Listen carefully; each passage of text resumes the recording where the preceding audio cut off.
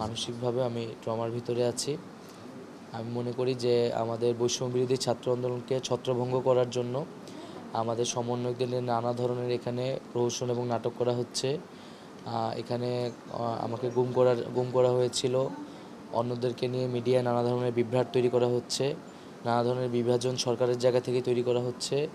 আমাদের একতাকে নষ্ট করা হচ্ছে এবং ইন্টারনেট না থাকার কারণে এবং নিরাপত্তা সংকট থাকার কারণে আমরা একসাথে বসতে পারছি না, একসাথে আমরা যোগাযোগ করতে পারছি না। ফলে আমাদের সিদ্ধান্ত নিতেও আমাদের সমন্বয়হীনতা দেখা যাচ্ছে।